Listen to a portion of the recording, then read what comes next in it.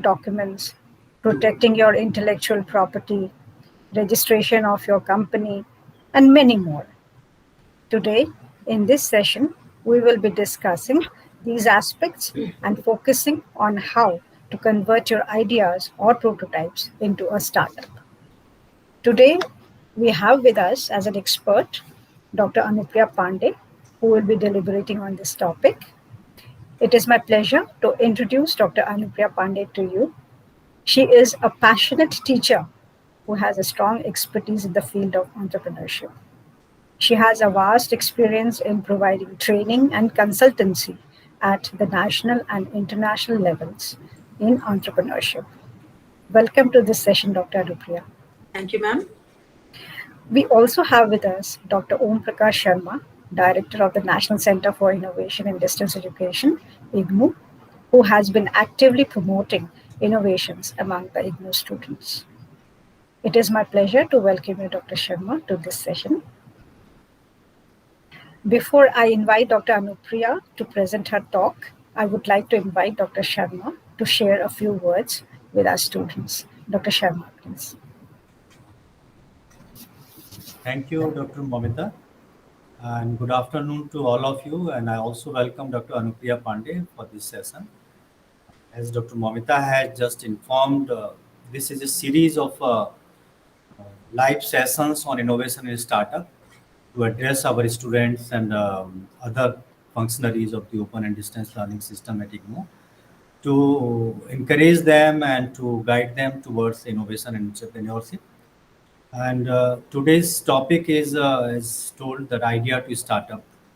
We all know that idea is very important initiative step of this whole journey. Many of us are having brilliant ideas, different kind of ideas, focusing to solve variety of problems coming across in our day-to-day life. Some of those ideas are very good and they are converted into either a product or service, and sometimes they are very good business ideas also. If those business ideas are converted into a startup, then I think that can make you a self-reliant also, and that can be a contribution toward the Atmanirbhar Bharat initiative of the government of India.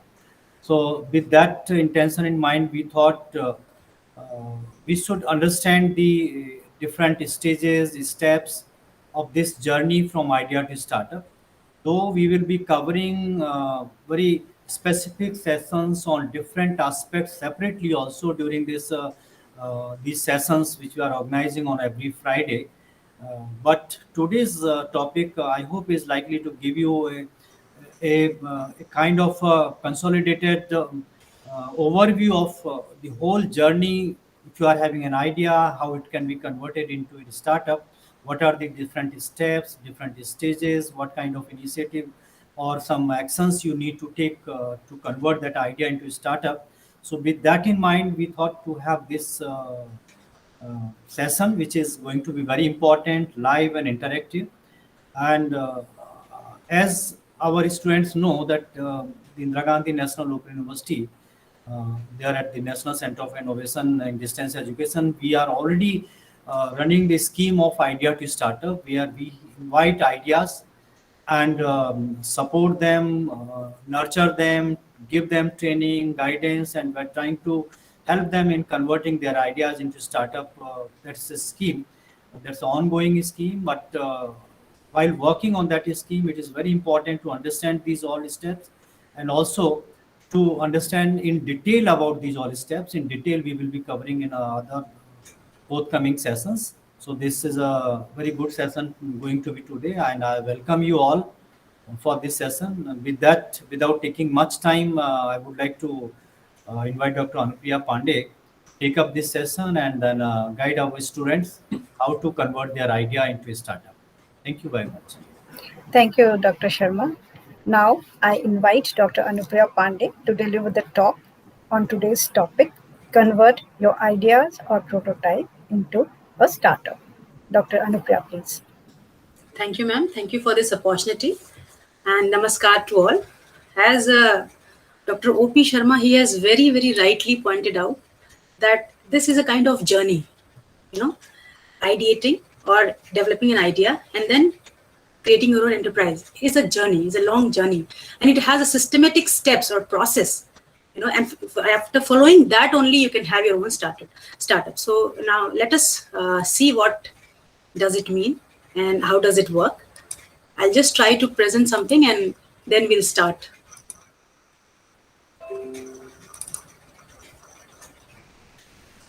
I think it is visible to all. Is this visible to all? My screen? Your screen is visible. The PPT is yet to be Is the PPT coming? No, it is not. Okay, I'll try again then.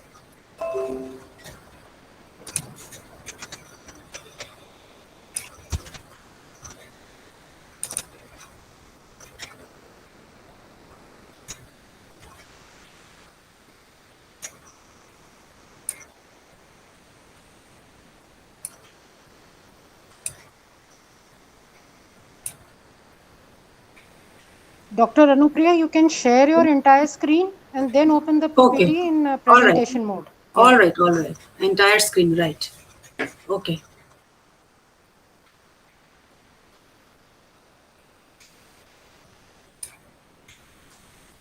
Just wait.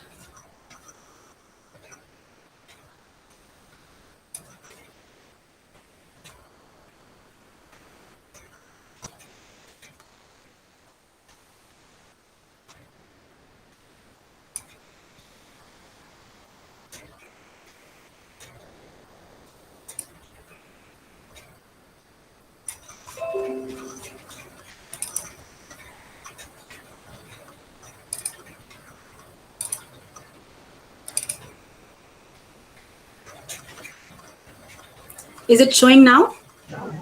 Yes, it is. Yeah, put it in slideshow mode. All right. Perfect. So sorry for the interruption. So today we are going to talk about the journey from idea to startup. But before that, let me set some background for it. Let me set a preamble for it, and then we'll move forward as to what is the process, what are the various steps that are involved, for this journey. So as we have seen that humankind, we have come to a stable community from being hunter-gatherers, right? Earlier we were hunter-gatherers. Now we have a kind of stable community. So how is this possible? And then there are many changes which have taken place. Even if you see the process from being hunter-gatherers to come to a stable community, this is again a process. And in this process, there are many changes, many revolutions that has taken place. So all the big revolutions or all the big changes or evolutions that have come, I will start with, being a commerce student, I'll start with the inventions, and then I'll come to the barter system. From barter system, the evolution of money took place. From evolution of money, industrial revolution took place. And after industrial revolution, IT revolution had made some greater changes in the society. And now the digital revolution, which is taking place, is again, making changes to the society. And who all are responsible for this? Believe me, it is, most of the time, or it is basically, widely, largely entrepreneurs only. Quickly, since we have a discussion on invention and innovation also in the earlier discussion, so very quickly I would just tell the students or the learners or the viewers that why we give so much of importance to innovation and creativity when we are talking of setting up our own enterprise, right? So invention is something, unless the invention is commercialized, unless the innovation is commercialized, it does not have any meaning. It will have no meaning. So for invention and innovation to be commercialized, we need some catalysts. And who are these catalysts? These catalysts are none other than entrepreneurs. So the great invention was made by Sir Graham Bell. He invented the telephone, but you can see the transition from telephone to the invention of telephone to the cell phones, to the smartphones that we have today in our hands. So the whole process, the whole transition is only possible because of the entrepreneurs who are bringing the change and who are bringing the transitions. So now we will come to the process, of startup. How do you create your own enterprise? So as we have discussed in some of the sessions which I also attended, that first of all, you need to sense the environment. Everybody, no one lives in the vacuum. Everybody lives in an environment. That environment is called a supra system. And when we call it a supra system, it means that if we call ourselves as an entity, or if we call ourselves as a system, The supra system is affecting us, and we are going to be affect the supra system. So we are affected and we can affect the supra system. So since this is the connectivity between us, that is why, so first of all, what do we need to do is we need to sense the environment. What is happening? You know, all the innovations that has taken place, all the inventions even that have taken place, it all begins with sensing the environment, isn't it? Apple is falling. If that was not being sensed, if that was not being thought of, perhaps no science, would have come up to the concept of gravity. So that is why I say sensing the environment is very, very important, and it becomes even more important for the entrepreneurs or the budding entrepreneurs who are actually aspiring to be an entrepreneur. So first is environment sensing. I'll just quickly list down these steps first, and then we'll discuss it one by one, that how and what is the importance of these steps. So first step is environment sensing, undoubtedly. Then we identify a business opportunity and we select it. Next step is market research. Then we try to secure the intellectual property if it is applicable in our business. Then we do branding. After branding, if it is required, again, I'll come to this point why I'm saying that if it is required, we have to prepare business plan. Then we have to assess it. Now we need to give legal entity to the business idea that we have conceived as an entrepreneur. Then we need to make a careful choice of the co-founder, again, if it is required in the business. We need to decide our workstation, collaborate and network, raise capital, and then incubate. And one more step, which is not a step, but is an important aspect of startup, is trying to understand what are the mistakes, what are the problems, or what are the don'ts that we should take care of while creating our own enterprise, so that our startup is not failing and we are having a successful startup. So let us begin with environment sensing again. What is environment sensing?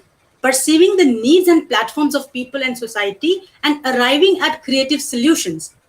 We are perceiving it. The needs are already there in the environment. We just have to identify it, perceive it, right? Then we have to think whether we can give a creative solution to that particular need of the society or not.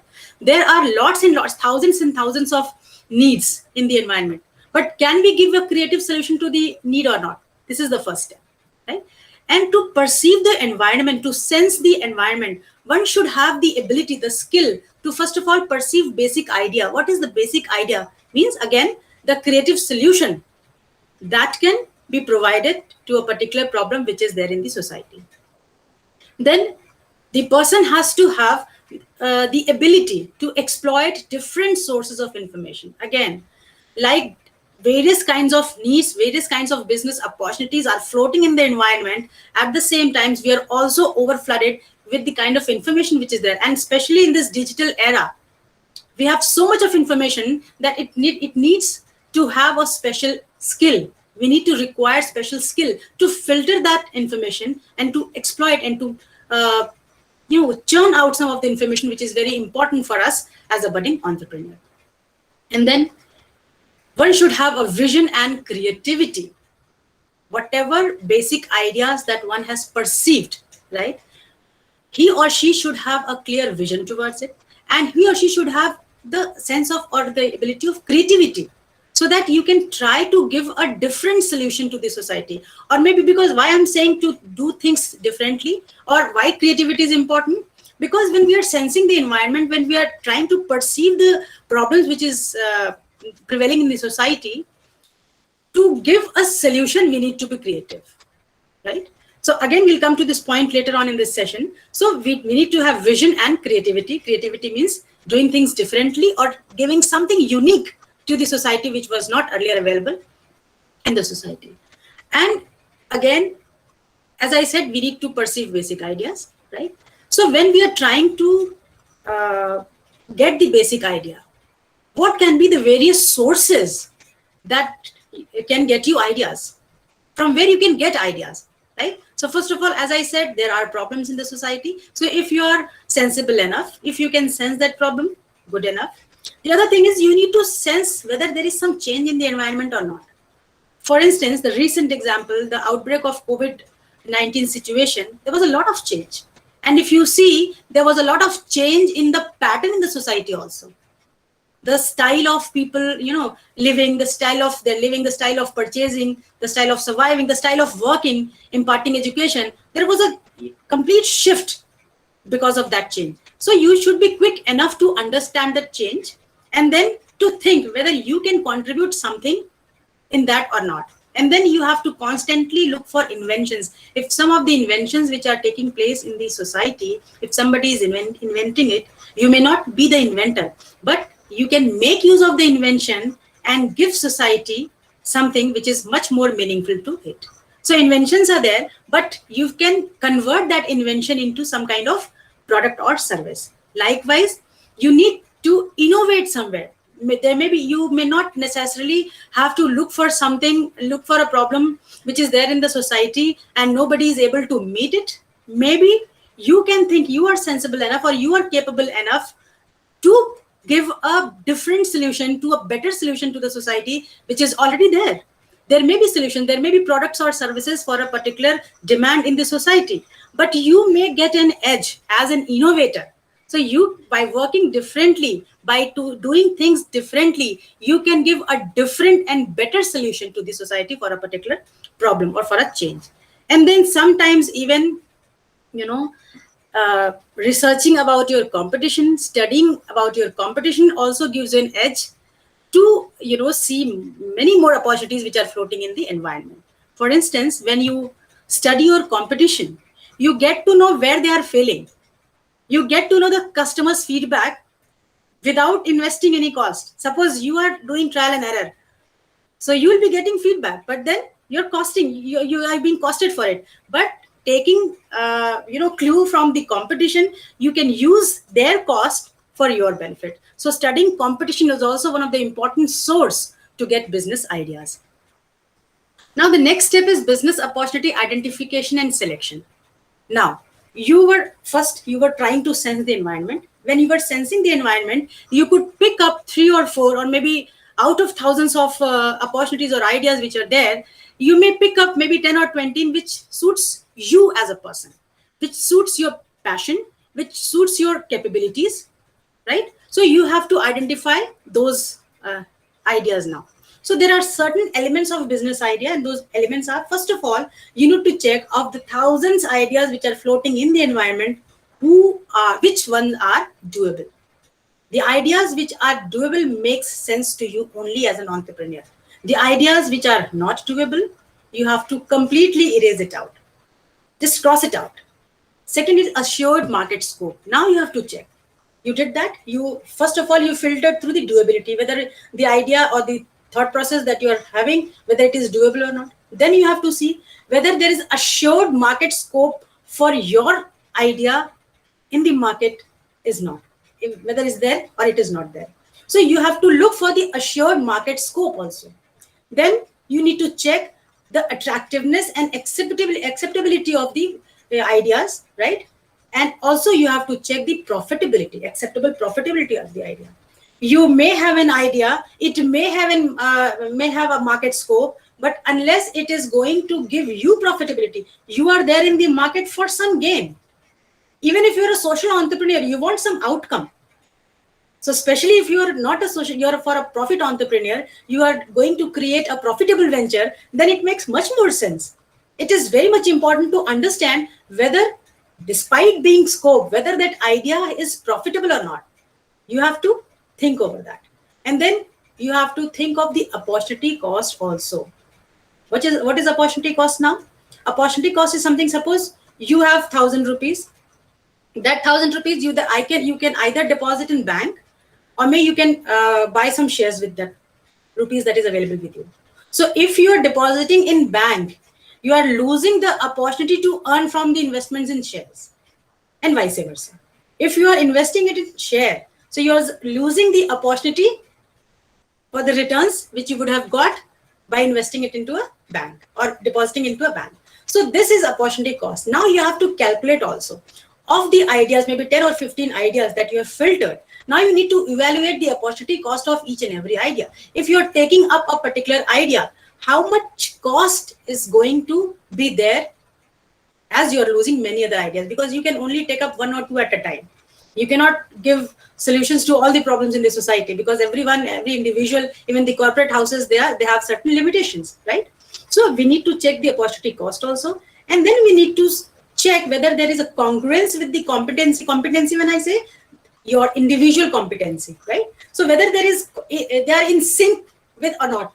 Like suppose you have competency of you have a different skill set with you, and the idea that you could perceive, from the environment, if they are not in talking terms, if you two are looking differently, that means your competency is not matching with your idea. There is no point, going for that. So we also need to check that also. And then we have to check the potential future growth. There may be, so again, I would like to give an example to it. For instance, with the outbreak of COVID-19, what happened that immediately there was a massive forward of messages for a small device which were being used, a very small device which was being used to press the keys in the elevators and any such thing, right? So yes, there was a doability, people did it, they made it also, but then we need to check whether it is going to be of some help in the future also or not, because the situation is not going to remain the same. The COVID outbreak is there, we are suffering from coronavirus, but it is not going to be there in the society forever. We'll find out some solution to it, and who is going to find out? You and me, the entrepreneurs, right? So we also have to see the potential future growth if you are making a lot of investments. Unless there is a future in a particular commodity or service, you should try to restrict your idea, right? For the time being, maybe you can have a shorter goal. Maybe you want to churn the opportunity of that particular idea for a short period of time, but at the same time, you need to keep a larger goal also. So this way, these are the elements when you are trying to select the business opportunity. You wanted to identify, or you wanted to, you can say, rule out the possibilities, the ideas, the opportunities which is not meant for you, and you have filtered some of the opportunities which can be used by you. Now, after you filtered this, again you have to filter, right? So now you have to select the business idea which you want to convert into a business enterprise. So for that, we need to do certain things. First of all, we need to do SWOT analysis and evaluation of different ideas. When I say SWOT analysis, it means S for strength, W for weaknesses, O for opportunity, T for threat, and A for analysis. So SWOT analysis means we have to check, we have to evaluate strength, weaknesses, opportunities, and threats. Say, for example, you have identified 15 ideas. Now you evaluate, you make a list of pluses and minuses of all those ideas. What are the strengths and weaknesses, of those ideas, whether it is matching with your own competency or not, with your own resources or not, and what are the opportunities and threats which are being provided by the supra system, which are provided by the external environment. So you need to do a complete analysis. And when you are doing a complete analysis, then you can further filter and you can further narrow down 10 to 15 ideas into maybe 2 or 1 simple idea which you really want to work upon. So out of that, in the process, what did you do? You try to select one idea that suits the most to you. I don't want to say, I'm not saying here that the idea that you have not chosen were not good. Maybe that were not good as per your strengths and weaknesses, as per your resources that you have, right? But they may be good. But for you, that is not the good idea. It may be profitable. For you, that may not be good. Again, why? Because you analyzed your own strengths and weaknesses. When I say strengths and weaknesses, I'm trying to say that the kind of skill set that you have, the kind of resources that you have, right? The kind of team that you have, those are your own strengths and weaknesses. And then you have to evaluate, you have to check the opportunities and threats also, which is being, posed or provided by the society in which you are living. So we have selected one idea which suits most, and then we try to create a product or service through innovation, right? Then we try to create a product or service to convert. We have converted the business idea into a product or service. So for this conversion, again, innovation is important. Why? Because you may not always be the first in the market. You may be one of the many players. That means you have competitors in the market. So if you are able to innovate, as if I remember it correctly, Dr. O.P. Sharma in one of his sessions told that, you can innovate in the process, you can innovate in the product quality, and you can innovate in the services that are being rendered with the commodity that you are serving to the society. So in all the process, the product, and the service, if in any of three things, if you can innovate, if you can bring some innovation, maybe in the shape of the product, suppose the quality is very good, but you can bring in some innovation so that it is much more convenient to use. So maybe in the shape of the product, maybe you're adding some quality to it so that it has multi benefits now. Or maybe you can, innovate in terms of processing. You may innovate in terms of distributing it to the customers. You may innovate, you may bring in innovation by by providing a creative loyalty programs to the customer, right? And you may innovate in terms of giving them services, rendering the customer services as well. So then you need to identify or convert your business idea into product or service. Now you're done. This is the second step. The third step, which is very, very, very important, even when I said that the first step is environment sensing. So to sense that environment, to analyze that environment, what you need to do is market research. And believe me, this is the most important step to be a successful startup. There is a lot of hue and cry, that we need fund, and because of lack of fund, the startups are being failing, etc., etc., etc. But believe me, if you believe the researches which are being done, if you see the surveys, you'll find out that most of the researches, they are also failing, or they fail not because of lack of fund, but because of the right marketing strategy. We'll come to it later on. So market research is very, very important. And you can only formulate right market strategy when you do a complete, in-depth, and a good market research, right? So when you're doing market research, the first step that you're doing is you're trying to determine if the idea is worth pushing or not, whether there is a customer for a particular commodity or service or not, whether they are willing to pay the price that you have to charge. Right? And when we are saying price, that means cost plus profit. If you are only charging them the amount of cost that is involved in producing the product or service, it is not going to be profitable. So you need to charge them what? Cost per unit plus also the profit margin that you want to earn from the commodity.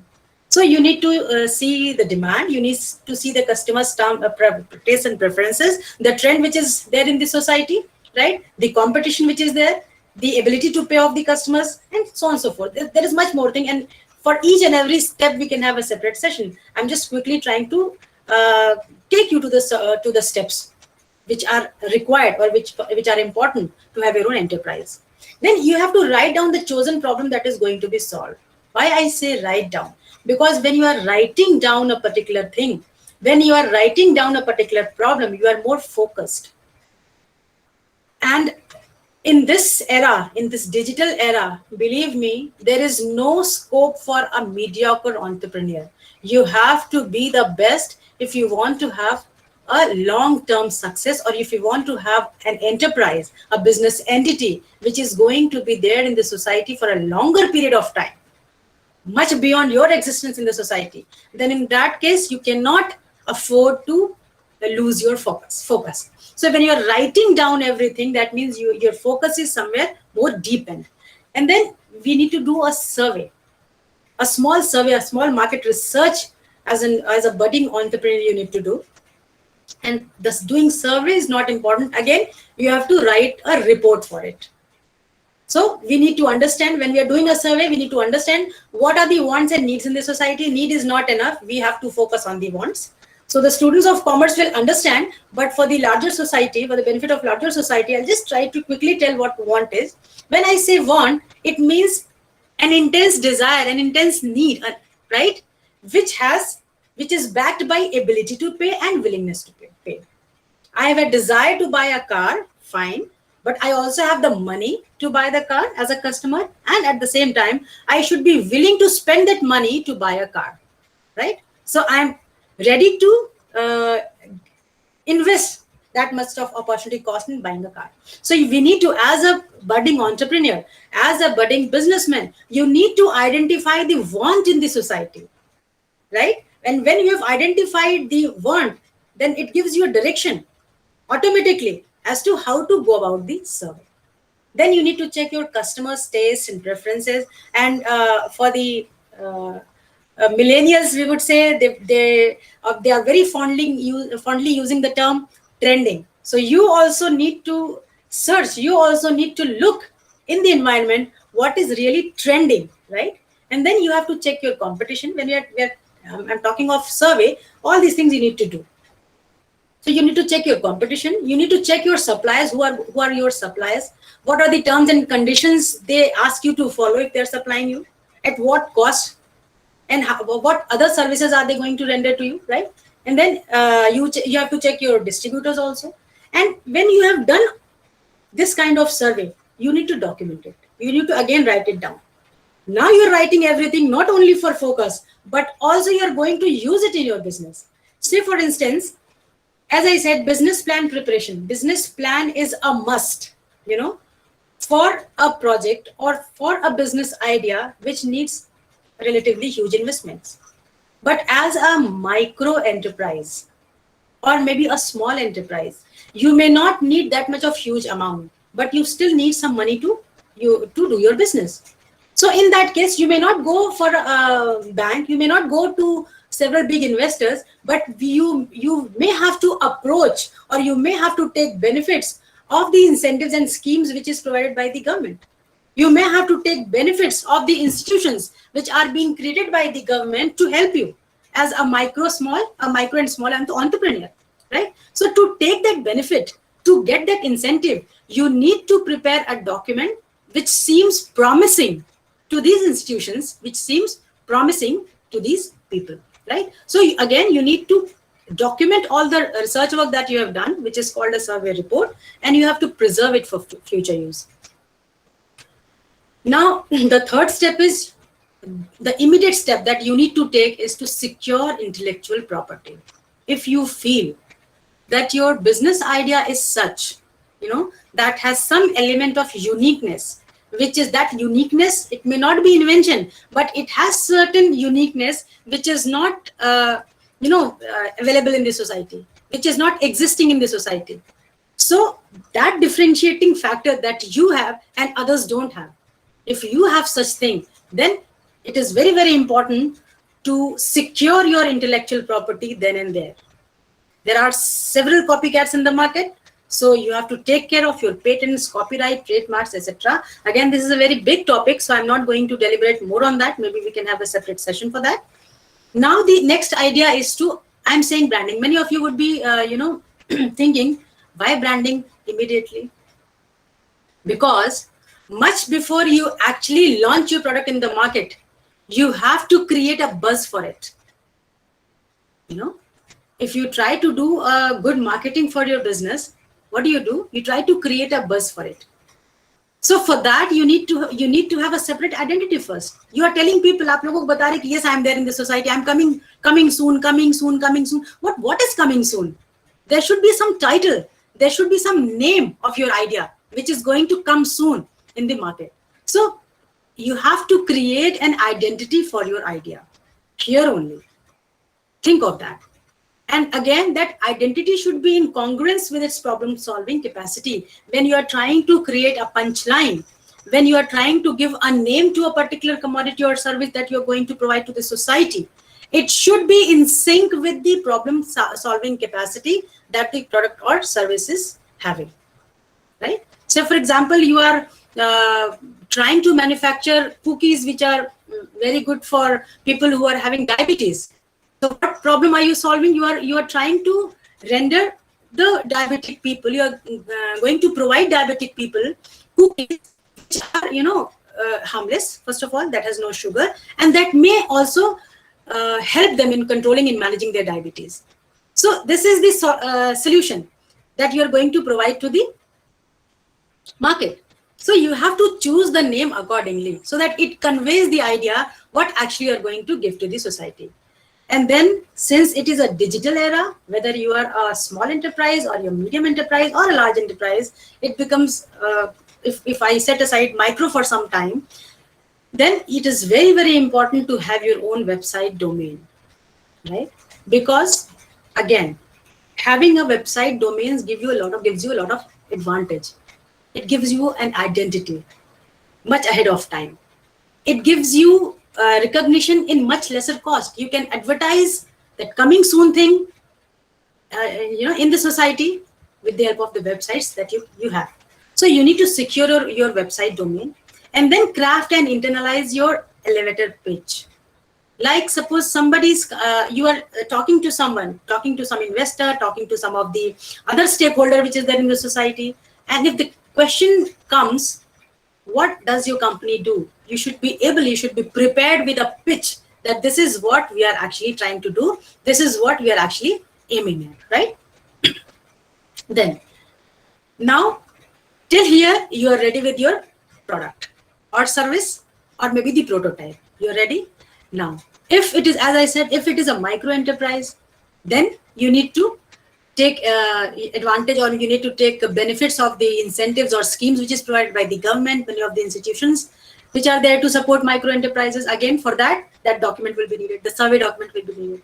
But if you are a small, medium and large enterprise, in that case, you need to have investors in the market. You really want to grow in the society. You want to expand in the society. So for that expansion, you may not, or you definitely will not have, enough funds for it. So you have to take funds from the market again. Whatever resources that you are using to set up your own enterprise, you are taking those resources from the society only. So even this fund you are going to take from the society only. So again, in this era, and since we are talking business, if you are asking someone to make investment in your business, the first question that someone will ask you is, why? What for? Right? So to just give the answer to them, why, what for, you need to have a business plan, a good and promising business plan ready to show it to them. And when we are preparing a business plan, again, it is a topic for full discussion. So I'm not going into that. So when we are preparing a business plan, the very important thing that we should take care of is that we need to determine the goals. What are the long-term goals of the business that is going to be there, going to exist in the market in, coming period of time? And to reach that long-term goal, what are the different short-term goals that you need to achieve, that you need to obtain, so that you can fulfill your future plans, future growth? So, and for this, what do I say? You need to think big. See, from the day one, if you just aim to earn some money and enjoy, that's a different thing. That is not entrepreneurship. That is self-employment. Right? That maybe you are earning profit for some time, and then you want to relax. You don't want to be in the game for a longer period of time. But if you want to be in the game really, then you need to think big. You need to have the long-term plans documented with you. And that document is what? That document is business plan.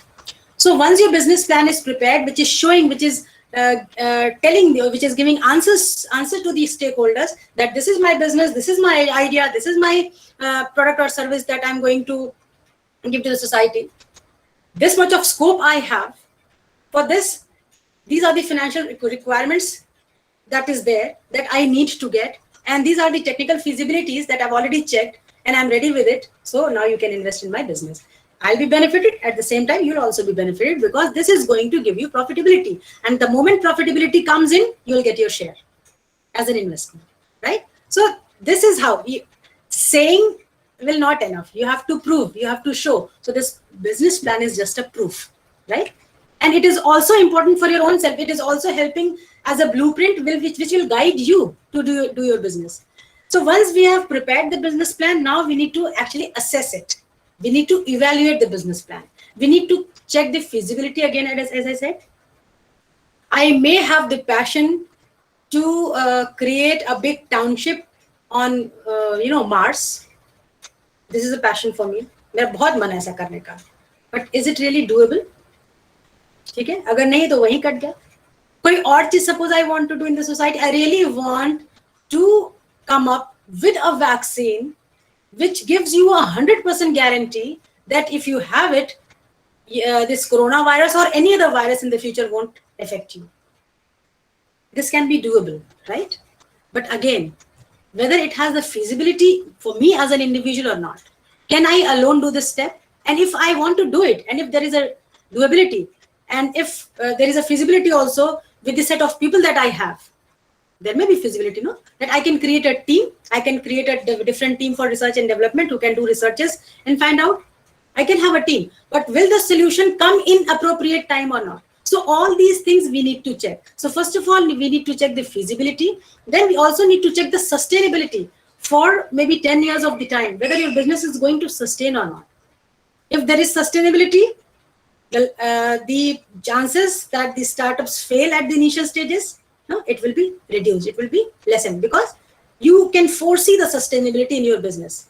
And once the sustainability part is also taken off, then you have to think of, because again, you are not only serving to the society, yes, you are serving to the society, but you're also in turn trying to get profitability for yourself, for your family, right? So now, then you need to check whether that thing is profitable or not. So if the business plan is profitable, you will get a green signal and you'll go ahead. Let me tell you one thing, then, that when we are saying that, you know, from converting your business idea to startup is a process, is a journey, or is a process, this process is cyclical in nature. If you make it linear means step by step you are doing, but you don't have any scope to go back, then it is a fatal thing for you. So it has to be cyclical. The moment you see कि भाई काम नहीं हो रहा है, हाँ? नहीं चलेगा ऐसे, there is some problem, there is some fault, you should have the scope to go back to your opportunity identification, the first step. So you need to prepare, you need to outline a cyclical process, right, for this. Suppose you find that even after coming this stage, the business plan, the business idea is not profitable enough. It may sustain maybe for 10-20 years, but it's not profitable enough. You should always have the scope to go for another opportunity, another idea, right? And you should keep that flexibility with you also.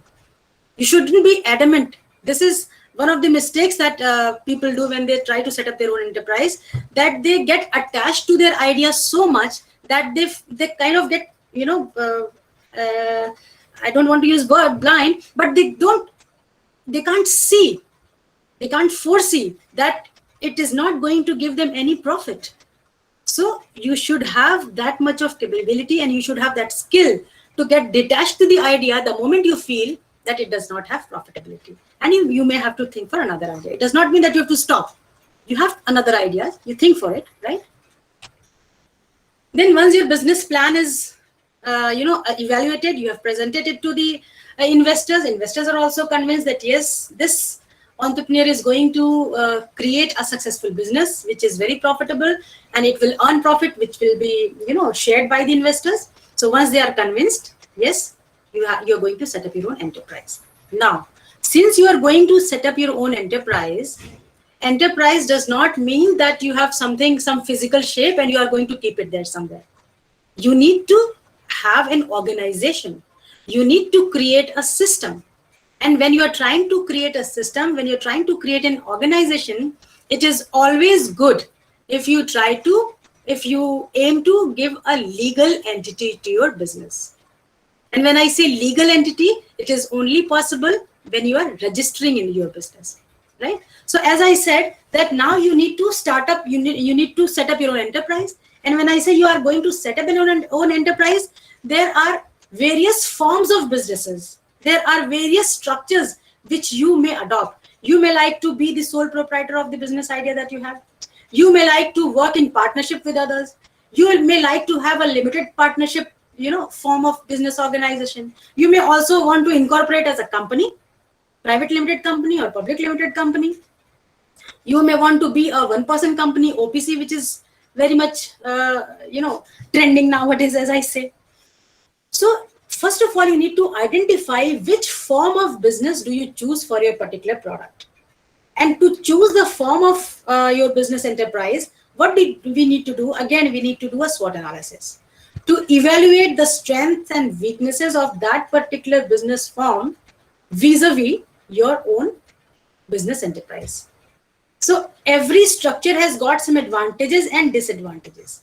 Now you as a budding entrepreneur, you should have the capability, you should have the skill, first of all, to explore, to know that these are the various business forms which are available, and then what are the advantages and disadvantages of those business forms, and which is the business form which is suiting most to my particular business idea, or which is suiting most to the resources that I have. Again, that I said, strength, weaknesses, opportunities, and threats. For example, suppose you are trying to establish a plant, a factory, right? So you may like to remain in your hometown, but considering the environment, considering the tax benefits which are there in the market, which is being provided by the government, you have to think that which form of business organization is important. Whether you're going getting some kind of tax benefits or tax exemption or tax holidays in limited liability partnerships or not. Whether you are getting these benefits, this tax benefits with other forms of business organizations or not. You need to check that also. And then the next important thing that you need to check while deciding the form of or the structure of your business organization is the promotion policy considerations. What are the policies that are there to help the budding entrepreneurs, right? Which forms of businesses are given what kind of advantages? And then you need to register your business. Again, when you're registering your business, you need to be very careful of the place of registration. Say, for instance, if you want to you want to manufacture medicines, generic medicines. In that case, if you go to Himachal Pradesh, there are a lot of manufacturing units of these medicines. Maybe that is the best place for you. Even if you don't belong to HP, you may go there. Likewise, if you establish your business enterprises, if you establish your manufacturing plants in northeastern part of our country, you get certain benefits, right?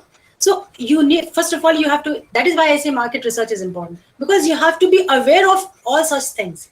And unless you are fully equipped with this kind of information, you cannot make a decision, right? So by using that information properly, then you can decide which should be the place of registration. Where should I do it, right? So this is the next step. Now, your business may be such that you may have to choose a co-founder. Suppose your business is such that it either requires different skill sets. Say, for example, you want, if I take an example of what is this Urban Clap, right? What is that? Urban Clap is doing what? It is just mediating between the service providers and the service takers. So for that, they need to have certain different people, a team of different skill sets. I was just giving an example. You can apply it with your own business idea that you have, and then you can try to find out.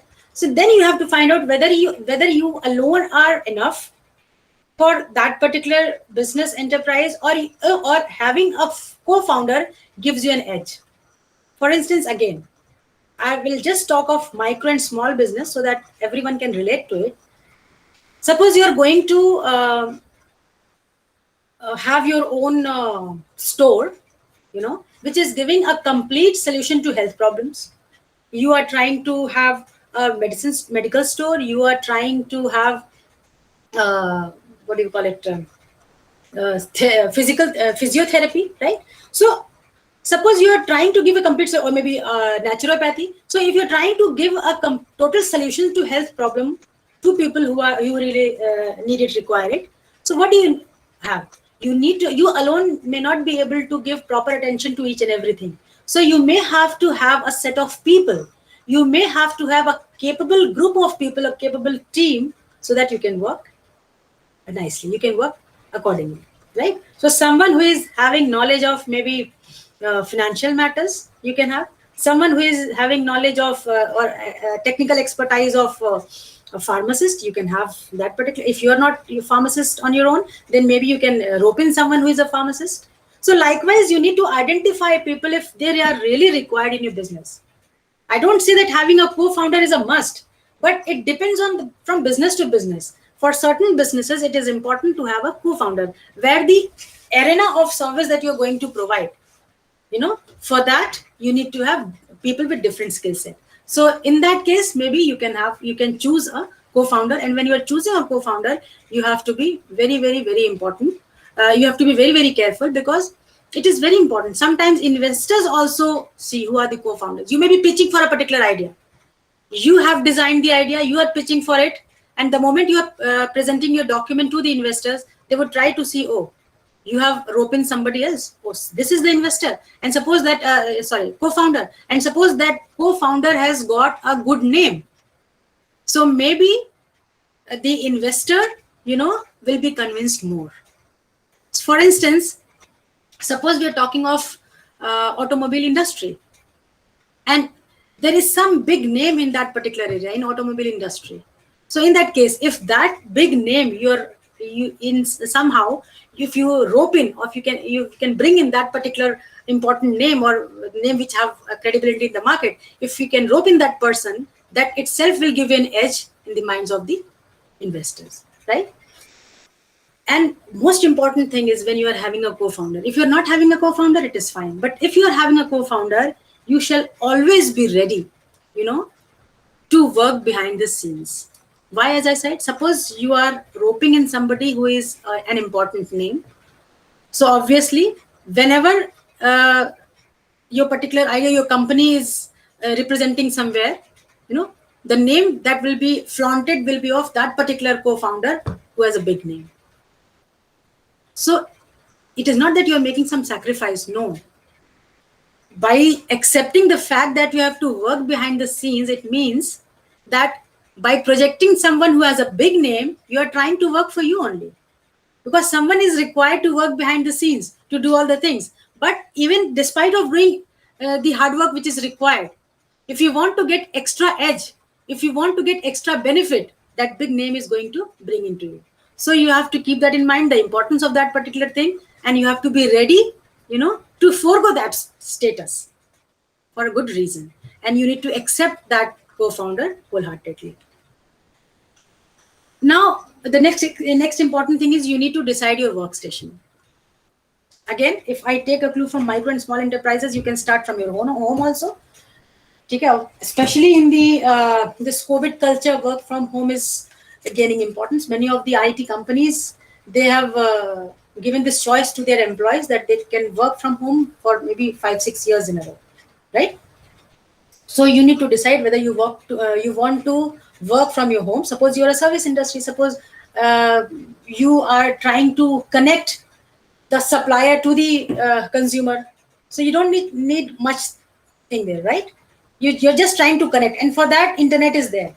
The information technology is there. So with limited physical resources, you can work. Then in that case, you may choose to work from your home. You can choose to work from any restaurant which is there. Maybe it is not very crowded restaurant, and you can give rent for maybe 2 or 3 hours or 4 hours or 5 hours, and you can use that restaurant for it.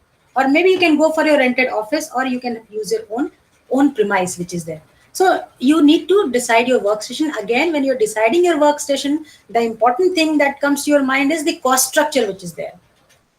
What cost you're going to pay, for that workstation. You have to evaluate it. It shouldn't be very hard. At the same time, the nature of business also demands. Say, for example, you are trying to, you are an event management company, right? And you organize big events. And if you are having your workstation, that is your office, if you are having it somewhere in the Patli Si Gali, it won't be approachable. Number one, it won't be approachable. Number two, it won't look good. You have to project yourself fancy when you are into such kind of businesses. So in that case, you need to be very particular in choosing your workstation. Sometimes even paying that much of amount is also an investment, right? अब बड़े जो है artist का आपको exhibition लगाना है, तो आप किसी छोटी जगह पे नहीं लगा सकते. You need to have big place for that. आप कोई बड़े 5-star होटल में जाके आप उसका एग्जीबिशन लगाएंगे.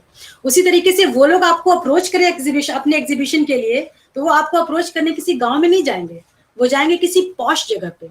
So many factors are there, which determine what kind of workstation should you choose for your business. And then the important thing is you have to collaborate and network. Whether you want to have a co-founder or not, that is completely your own choice, and the situation, whether you should have it or not. But collaborating with people and networking with people is very, very important. You need to have different skill sets. They may not be the co-founder, they may be the partners, they may be the employees of your organization, anything. But you need to collaborate with them and you need to network with them. Then comes that you have registered your company, you have got a place of work where you are opening your office and you are working. So you have started up now. You have created your own venture, but now you want to, on the runway you are running, now you want to take off. So when you are trying to take off, that means you need to have money. You need to raise capital for your business for further expansion, right? And you want to take your business to a next level, which requires financial investment in the company. So now the bigger concern is raising capital. So starting up was not while starting up, fund is not a big problem. But once you have created the organization, then this fund thing or financial investments comes into picture. So now you have to raise capital. If you want to expand more, you cannot have all your money. You cannot have, and you should not have all your money invested into it, right? So then we have to see what are the different sources through which we can get money. Okay. Then we need to analyze the cost benefit of those particular sources. You can take loan from bank. You can give ownership to the investors in your company. That also has certain cost. Suppose you want me to invest in your business, right? You're asking me, say for example, 100 crore rupees in your business. So something in return I would like to have. So either you are giving me interest or you are giving me ownership in your business, equity shares in your business. So every source of capital has some cost associated with this, and you have to look at the cost. And you have to create an optimum balance, a judicious mix of the various sources which is available for your business, right? You should not rely on one particular source largely. You should try to have a mix of this, which is called as portfolio management also. Various sources, different sources, from different sources you are trying to raise money. And why are you different sources? Because different source has different costs and different benefits. Then you need to determine your capital structure as to what should be the owned fund in the company and what should be the loaned fund in the company. When I say owned fund, that means the fund that is with you or with the others persons which are there. Excuse me. Right? So then you need to have determine the capital structure. What proportion of own fund should be there? What proportion of loan fund should be there? Right? And then you need to choose investors. Suppose you have decided that in my business, 30% I will be taking and 70% I'll be taking from investors. So 30% is my own investment and 70% is from the investors. You have decided 30-70 ratio, right? Now, since you need 70% from funds from the investors, then you have to look for the investors. Where are they? And then you have to choose the investor. Whether you want to raise funds from crowdfunding, or you want to get funds from the angel investors, or you want to collaborate with venture capitalists for your funds, right? And then give respectable equity to investors. Unless you give respectable equity to investors, they won't come to invest in your company. You have reached here, and still, since you are a startup, you have started new, you have started afresh. The beginning years are very, very crucial. The beginning years are very, very important. So you may have to incubate. When I say incubate, you have to give proper care, proper caution to your company, to your business entity, that it is not going to fail, right? And the most important thing that we can do is we need to check the checklist. You need to check certain points which are responsible for failure of startups. So if you can learn from their mistakes, again, that will be an experience that you are having without any cost. You are taking benefits from their failures, from their experiences. So there are various reasons, and you should try not to do such faults. For instance, first of all, the faulty market research may be responsible for it. If the market research that you have done is not proper, the whole draft that you have prepared, the entire action that you have taken, the steps that you have followed will all be in vain. So that you have to ensure that market research should not be faulty. The estimations that you're going to get from the market should be very, very consciously taken, right? Then wrong choice of need. When there was a time to sense the environment, when there was a time to perceive the problems that is there in the society, and the whole perception was wrong. When the whole perception was wrong, and you have continued your journey with that, maybe the moment you start up your business, you may falter. हो सकता है कि वो जो need आपने identify की हो बहुत शॉर्ट पीरियड के लिए रही हो. The period is gone, your requirement is gone, you're gone. Then wrong estimations will lead to cash crunches to you. Wrong estimations, when I say, people generally when they try to prepare a business plan, or when they're trying to prepare a kind of revenue and expenditure statement for them, generally when we are estimating revenues, if we estimate it higher, and the expenses which we are estimating, we are rounding it off in a lower side, then we may have cash crunch. For instance, suppose I'm assuming, I'm estimating, because everything is working on estimation only. Unless you really enter into the market, unless you really start catering to the people in the market, everything is based on estimations, right? So if you have not estimated properly, if that estimation goes wrong, say for instance, you had estimated that in the first year, your sales revenue would be, say for example, 100 crores, 99 point something crores, and you rounded it off to 100 crores. And you estimated that your expenditures would be, say for instance, 95.9 something crores. So you rounded it off and you did it 95 crores. You took the lower side of estimates of the expenditures and higher side of the estimates of the revenues, probable revenues. What is happening? You are likely to have cash crunch in your business.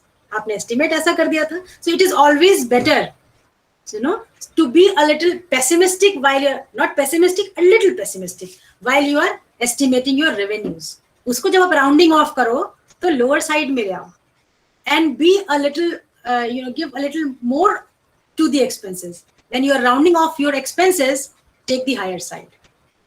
So if the expenses are really less, you'll have surplus amount working capital in your hand, and there won't be any cash crunch for your business. The third important, mistake fatal mistake that startups they do is wrong choice of teams. If the people with whom you're collaborating, the team of people with whom you're working, if that is not, there is no cohesion in the team, then you're likely to fail. The very important thing here is the time of launch of your product. You were foreseeing the business opportunity for a particular idea, but by the time you actually could convert the idea into a product or service and could launch it in the market, the time was gone. The trend is gone. Now it is not trending. So even the choice of time plays a very, very choice of time to launch your product plays a very, very important role in the success of your enterprise. And then lack of passion, improper SWOT analysis if you're doing, even that can lead you to lead the enterprise to fail. And why I have written this inadequate marketing strategy in red color, because the main cause of startup failure is this only: inadequate marketing strategy. And inadequate marketing strategy can only be formulated if your market research is not good. So I always give importance to market research, and to my mind, market research is very important, keeping that in mind only. Okay, so again, I would say, do your market research thoroughly, deeply, properly, if you really want to have a startup, have a business idea, business enterprise which can grow, right? There are certain examples you have seen that in a very short period they have taken a leap, and the scenario of business is also changing. The digitalization is taking place. Everything is going digital. That is why I say there is no place for a mediocre entrepreneur. For a mediocre entrepreneurs in the society. You have to be the best if you want to survive. You have to be the best if you really want to grow in the market. So, and again, with the changing environment, with the need changes, the demand changes, and you have to change accordingly. So you need to be adaptable to that. So the distilleries, they started making hand sanitizers the moment corona outbreak was there. Likewise, the fashion businesses like Zara, H&M, Bennett, Fab India, Biba, Dastakar, they started producing masks rather than producing, apparels and accessories. They started producing masks, protective gears, gowns. So you need to keep a tap of the change in the environment. What is changing in the environment? Unless you also change your strategies with the environment, you're not going to succeed in the business. So this is what I wanted to discuss with you. With this, I would end my discussion over here. Thank you very much for patient listening. Thank you, Dr. Anupriya. That was a extremely interesting and gripping presentation, and I hope our student listeners would be highly benefited from what you presented. In fact, I would urge them to come again and have a look at what you have said and benefit from that. Thank you very much. Now, I would invite any questions or queries or comments from our listeners. Do we have any comments from anybody? We have Dr. Sharma from RC Delhi 1. Would you like to say something, sir? Yeah, thank you, ma'am. Ma'am, I would just like to appreciate the initiatives being taken by NCID team and Dr. O.P. Sharma and yourself. And today's this session was very wonderful, and I personally learned a lot from the resource person. Thank you so much, madam. Thank you, sir. Your very own, sir. Thank you so much. Thank you, Dr. Sharma. Dr. Abhilash Nayak is also here. Sir, would you like to say anything? Any comments? Thank you, Dr. Dr. Das, for inviting me to give my comments. I have been here listening to Dr. Pandey since the beginning. It has been a very wonderful presentation, very well planned. It tells the journey an innovator, an entrepreneur should take, what kind of things that they need to remember, need to know, need to practice to be successful entrepreneurs. That's a really wonderful and very well planned presentation. Congratulations to Madam, and thanks to NCID for organizing such sessions for our learners. Thank you very much. Namaskar. Namaskar. Thank you, Dr. Nayak. I would like to invite Dr. Jyotsna Dikshit for her comments, please. Thank you, Dr. Momita. Indeed, the presentation of Dr. Anupriya is something which is the need of an hour for our students. And we have introduced a lot of students to the Idea to Startup scheme as well as other schemes of IGNOU. Today, whatever Dr. Anupriya spoke is the nutshell of what we are trying to communicate to our learners through our various schemes, through our various other business sessions and live sessions. So thank you so much, Dr. Anupriya, for your guidance to our learners. And I'm sure the learners who because of some or the other reason, were not able to join this live YouTube session, will certainly be facilitated. We will be providing these lectures through our Navriti portal and our IGNOU portal, so that maximum of our learners, who are engaged into entrepreneurship and idea to startup kind of a scheme, or IGNOU Alumni scheme and IGNOU Udyami scheme is actually facilitated. So once again, thank you very much for, basically this is something which is we visualize as a series of workshops to be conducted. But, in just one session, in a gist, you have basically, I do believe that you have ignited our students. So thank you so much, Dr. Anupriya. Thank you, Dr. Jyotsna. I would like to invite Dr. Sujata to say a few words. Dr. Sujata. Hello everyone. Thank you, Dr. Momita. It was a very nice session indeed, very interesting. It was very good, Dr. Anupriya. It was nice to listen to you.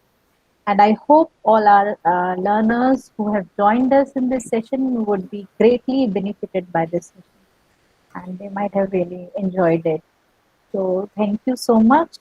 And it is like the journey that we say from taking your idea to startup. We have been providing sessions, trainings, and all.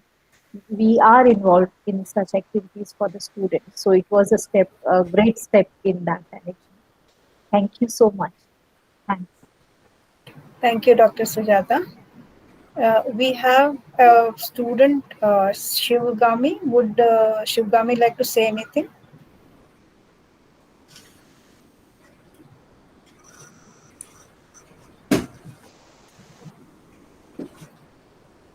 Okay.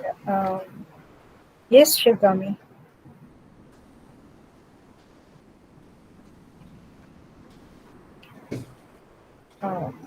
You're not audible.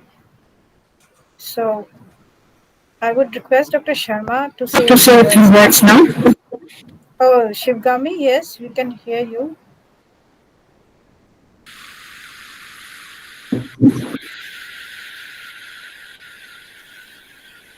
Yes, please.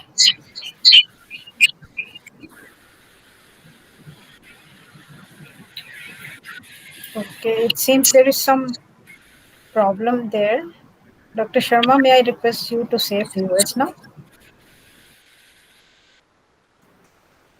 Yes. As I mentioned initially, this is basically an overview of the journey from idea to startup. Dr. Anupriya has given a brief description of all these steps with very good example from the daily life, which are very much in practice, which we are looking at in our day-to-day life. I think this today's presentation might have given a very good idea about how our journey is going to be from idea to startup. What kind of steps will be there, what kind of precautions are to be taken, and how those steps are to be cleared also. As I told initially, these all steps will be covered in detail also in different sessions, because today's session, whatever Dr. Anupriya has given, this is simply a kind of different stages, steps which we are going to cover, which one startup person has to take care of. Even in case of idea, different kind of ideas we are generating every time, but how to select the idea, how to select the best idea which is doable, feasible, practicable in all terms, those all things are to be kept in mind. With that, I think many things you have highlighted in your presentation. For example, the self-employment and entrepreneurship. Person or those who are viewer of this program might have got an idea of what is the difference between the self-employment. If you want to simply enjoy that I'm earning something and then getting through my life, and then that is all, then you can go for self-employment. But if you are thinking to be an entrepreneur or to start up, then I think you will have to think differently. You have to be in this cyclic mode. It's not only linear journey. Every time you have to think where I have to think differently, where I have to bring newness, some value addition, some innovation, so that I'm able to compete with the market. Because daily, the idea which you are coming with, other people are also coming with the same kind of idea. They are doing the similar kind of thing, but you are also in the market, one of the player, and you have to compete with them. So every step you have to innovate. You have to come with the competitive mindset to sustain in the market, to be profitable, and to make your startup or enterprise sustainable. These all things are very much important, and these all have been highlighted. Though we will be covering these all things in a detail in different programs, but I think this might have given idea, like if I'm coming with an idea, so that's all I will be converting that into startup very easily. I think it's not an easy step, easy process. It's a very rigorous and thorough process which one has to undergo through different steps in a very meticulous way, in a very passionate and serious way that one has to go.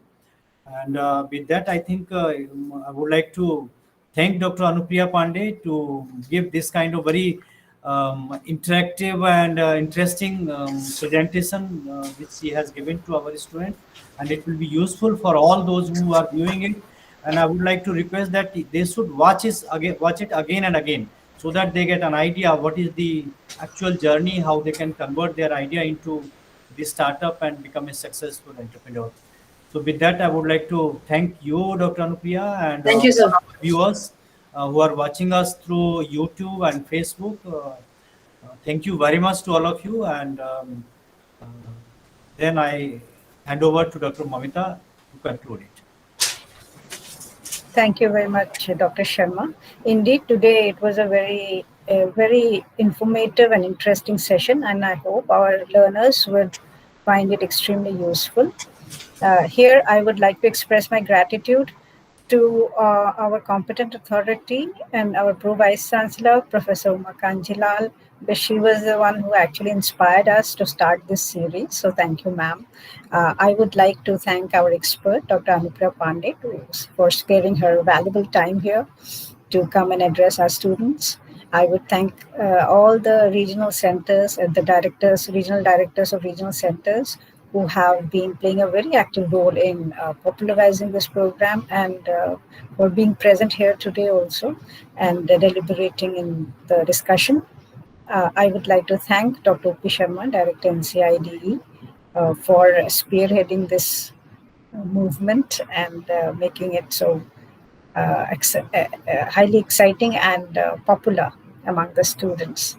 I would like to thank my colleagues, Dr. Jyotsna Dikshit and Dr. Sujata Santosh, and Pawan and Mr. Praveen for their support and help all through this journey. So thank you very much, and I hope to meet all of you next week. Till then, namaste. Thank you, Mr. Rajesh, also who is making it live, Facebook Live.